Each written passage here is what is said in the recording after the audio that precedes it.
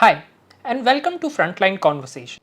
When the Congress Manifesto or the Nyay Patra was released days ahead of the first phase of polling of the 2024 Lok Sabha election, it received limited traction, mostly in the form of social media reactions and routine coverage in the mainstream media. But it became a full fledged election issue only when Prime Minister Narendra Modi attacked the manifesto, alleging that it had a Maoist mindset and the Muslim League imprint on it. Since then, the Congress is going all out to promote its Nyay Patra and its five main guarantees. Other opposition parties also seem to have taken a cue from the Congress and begun attacking the BJP on local issues, which is not exactly the pitch that the BJP's Modi-centric election campaign is geared to. This has resulted in something we haven't witnessed in almost a decade, that for once the opposition is dictating the narrative of this election, pushing PM Modi and the BJP onto the back foot. Will this have any impact on the election results come June 4? Joining me today to talk about this is my colleague R.K. Radhakrishnan, Senior Associate Editor at Frontline. Thank you for joining us, R.K. Pleasure. For the first time since perhaps 2014, we are witnessing a coordinated attempt by the political opposition to come together and put up a fight against the ruling BJP. Do you agree with this observation, and what do you make of the strategy behind this? See, in 2014, the scene was completely different. Everybody wanted the UPA to give way to the BJP and its allies, basically NDA. Now, at that point, it was very clear. The momentum was very clear. It was with the NDA, it was with the BJP. There is no two ways about it. And we saw how the UPA literally crumbled in front of the BJP. And now what we see is completely different from the scene that we saw in the next Lok Sabha election 2019, when we saw all the political parties in the opposition space trying to become, all had a prime minister candidate, everybody wanted to become prime minister. We saw that NCP chief Sharad Pawar wanted to become the chief minister. We saw demands that Mamata Banerjee should be made the prime minister. We saw that, Akhilesh Yadav wanted to be the prime minister. Every single candidate, barring say M.K. Stalin in Tamil Nadu, everybody else was in that space, was in the running for the chief minister. So what happened as a result is that within the opposition space, there was so much of disunity. Parties did not ally with each other. And finally, the entire election went the Modi way. There was obviously a slight Modi wave also happening. So you saw 350 seats, 50 plus seats for the NDA at that point of time. Now what has happened is that finally, in 5 years, all the political parties have been decimated to one level or the other. So after that, what has happened is a Bharat Jodo Yatra by the Congress party leader, Rahul Gandhi, and then there is the Bharat Jodo Nyay Yatra by the same person. Now, through these two yatras, Congress has proved that it does have enough people on the ground to fight an election. This was the confidence booster, and strategy-wise, this was one of the best strategies that the Congress has ever come up with to show to the other political parties, not to the BJP. BJP is very strong on the ground, to show to the other political parties that it is a viable combination and that the Congress should be the party which is leading the formation on the ground. And that is exactly what is happening. This was the first part of what the Congress got right. The second part of what Congress got right was in the way that it went around, collecting the allies. And finally, naming them as, first thing, Congress came down from the pedestal. In fact, in 2019, one of the complaints that Akhilesh had was, the SP chief Akhilesh had, was that, look, nobody is willing to talk to me. Nobody is from the Congress is coming to sit down and talk to me. But that has changed completely. SP and Congress have an alliance. RJD and Congress have an alliance. DMK and Congress have an alliance. So these allies are all, in the regions. Now the next good thing, or rather smart thinking on the part of this particular alliance, was to name it INDIA. Now, India, you can't get away from the fact that it is called India, right? I mean, that is why we keep hearing more about Bharat these days and not India. And you have to be especially petty to say that this is Indi Alliance. The Prime Minister, the Home Minister, every single spokesperson of the Bharatiya Janata Party is saying that this is Indi Alliance, because the last word stands for last alphabet stands for alliance. Now let us use this logic for NDA and also BJP. If you use this for the BJP, it becomes BJ party. We know all what that means. And when you use this for the NDA, it becomes ND alliance. Now, not one single Congress leader or anybody in the opposition ranks, to their credit, have ever used any of these obnoxious phrases to refer to either the BJP or the NDA. I think the credit should go to the Congress party and all the other opposition parties for having taken this high moral ground and not giving way to this, to react to this indie comments. Right from the Prime Minister, mind you. The third part of what the Congress got right is what Rahul Gandhi did in Wayanad. In 2019, when Rahul Gandhi went to file his nomination in Wayanad, there were two kinds of flags. One was the Congress flags, the other was the Indian Union Muslim League flag. Now, Indian Union Muslim League flag was misinterpreted by the largely by nationalistic IT cells as these are the Pakistani flags.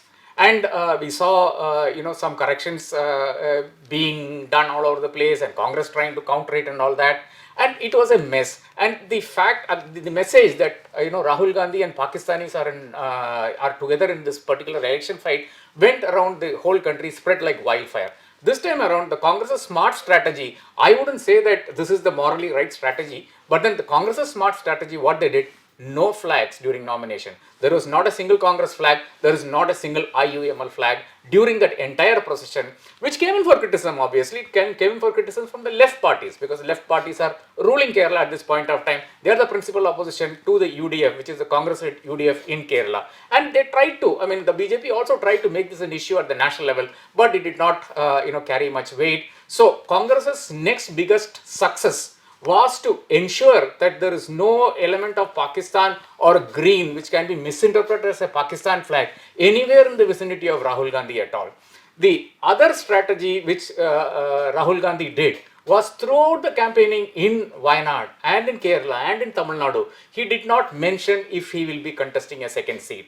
And this largest was made possible because of a BJP strategic mistake. What was that mistake? Not holding the elections at the same time to Raebareli and Amethi and some of the other constituencies where Rahul Gandhi has a chance of contesting along with that of Wayanad.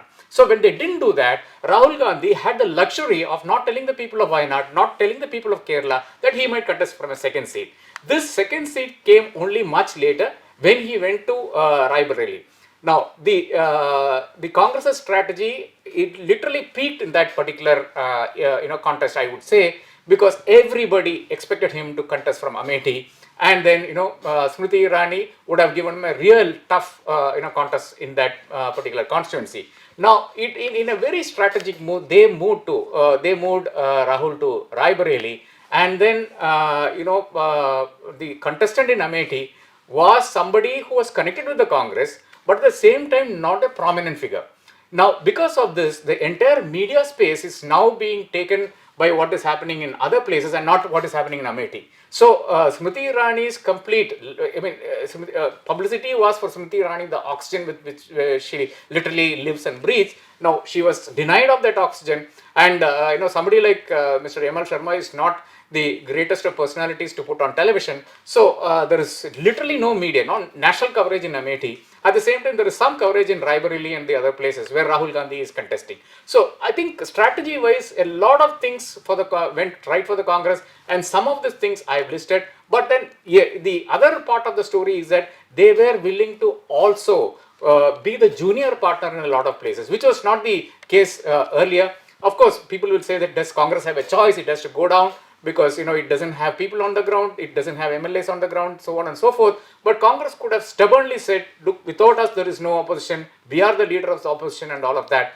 But Congress did not do any of that, even with RJD or with SP or the other political parties. What they did is completely, they decided that, we will go by what RJD says, what SP says and whatnot. Of course, there will be tough negotiations we have seen that with the DMK as well.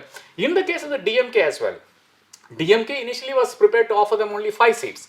Now, how did it become 10 seats? It's a miracle, so to speak. But then Rahul Gandhi has worked with charm on MK Stalin, the Chief Minister, to the extent that MK Stalin feels it necessary to concede 10 seats for the Congress, which is not a huge force in Tamil Nadu at all. So, strategy-wise, if you look at the entire, the manner in which the opposition has conducted itself, I think that this is the only election in the past 10 years where there has been a fight, and the fight is on, and we've seen that in various levels in all the phases so far.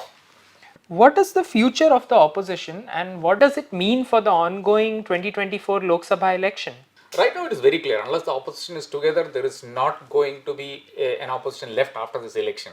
So this is one thing that the opposition itself is very aware of, and it has been speaking in very publicly. In fact, Rahul Gandhi has been talking about this being the last election to save constitution, democracy, and all of that, upholding the copy of the constitution, and that has, of course, been a sore point for the BJP, because the BJP is trying to tell people at what point did we say we will change the constitution, and there are people within the BJP contesting as MPs who have said that we need 400 seats to change the constitution and to make this a Hindu Rashtra and whatnot. I think the opposition realizes this very well, and there is no future for the opposition if if the BJP becomes the single largest party, or if the BJP crosses the 272, the halfway mark in the Lok Sabha.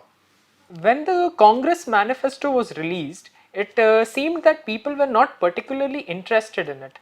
But it began gaining traction on the ground when PM Modi decided to rake it up in his election speeches. Should the Congress be sending the Prime Minister a thank you card? No, I think we all should send the Prime Minister a thank you card, because for once, at a national level, manifestos are being talked about. Every single time in Tamil Nadu, in Kerala, and a lot of other states, manifestos are talked about. What are the promises being made? Are the promises being kept? For example, in Karnataka now, the money, the women getting their monthly kind of advance kind of salary kind of thing is happening. There is also free bus rides, and they are giving progress reports on all of these things. That is the important thing in a manifesto, and I think both the Congress manifesto and the BJP manifesto are for us tools to understand where these political parties are taking this nation forward. In that context, we see that the Congress manifesto, again to explain to the people, is a 48-page manifesto where GST is mentioned at 14 places.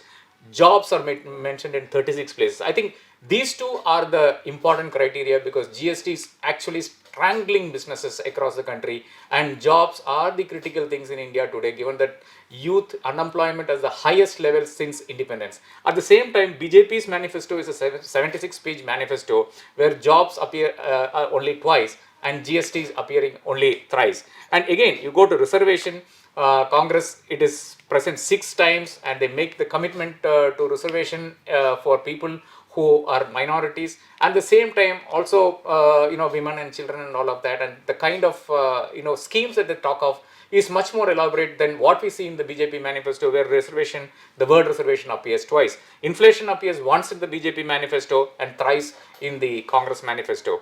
Jammu and Kashmir appears one each time in both these manifestos. Equality one time in the BJP manifesto, thrice in the Congress manifesto. Manipur doesn't appear in the BJP manifesto at all, but the Congress makes it a point to include it twice and speak about Manipur and say what it will do once they come to power at the central level.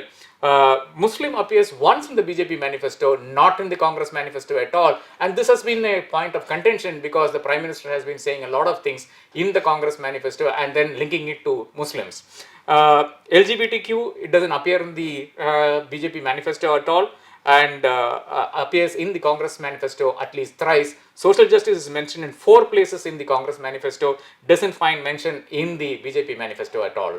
And I think these are the main differences, and I think focus on the manifesto is extremely important for the people to understand what the policies are. And I thank the Prime Minister at a very personal level, and I think we all have to thank the Prime Minister, send him cards or flowers or whatever he likes. The opposition, particularly the Congress, may have set the narrative in this general election with their campaign. But is there anyone in the opposition who has shown the same kind of hunger for power at the national level as the present ruling dispensation? See, there are ways to look at how much a politician is hungry after power. This you can only discern when you know what kind of institutions of democracy have these people strangulated. Now, we have seen that in Tamil Nadu. We have seen that with Jayalalitha, the kind of control she had over the state, control over institutions of governance she had over the state, and the kind of power that she exercised over these structures of governance. We see the same thing in Delhi with both the Prime Minister Narendra Modi and with the Home Minister Amit Shah. The kind of control they have exercised on the election commission, it appears as if the fifth phase, for instance, take the case of the fifth phase. 49 constituencies are going to the polls.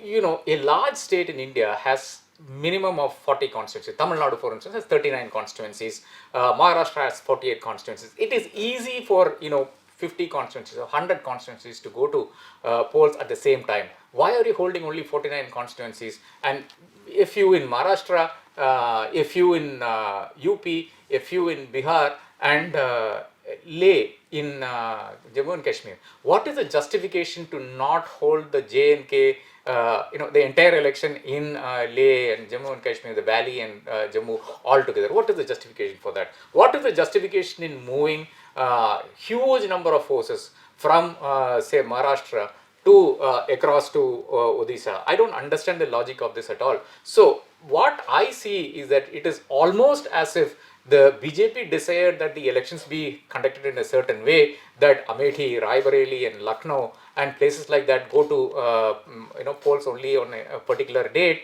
and it seems as if the election commission has obliged to that. So I see the kind of control that the BJP has exercised on media, of course. Apart from the election commission, the media is completely, the number of interviews, the Prime Minister has given some 44 interviews to channels. Not one channel, not one newspaper has asked one critical question of the Prime Minister when he pushes back on electoral bonds and says this is the most transparent way of funding. They didn't ask why is it that somebody who gives money to your party suddenly gets bailed.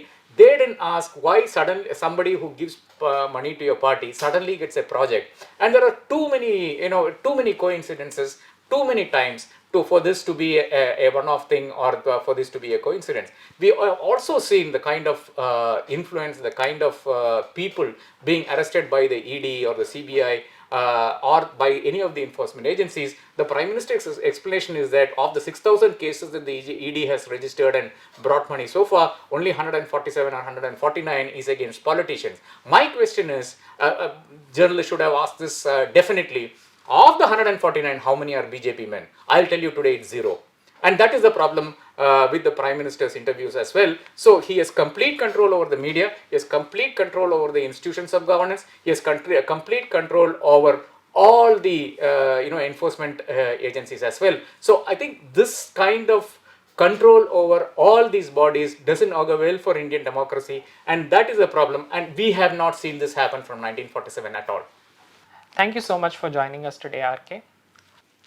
That's all we have in this edition of Frontline Conversations. Stay tuned and we'll be back soon with another video. For more such content, please subscribe to our YouTube channel.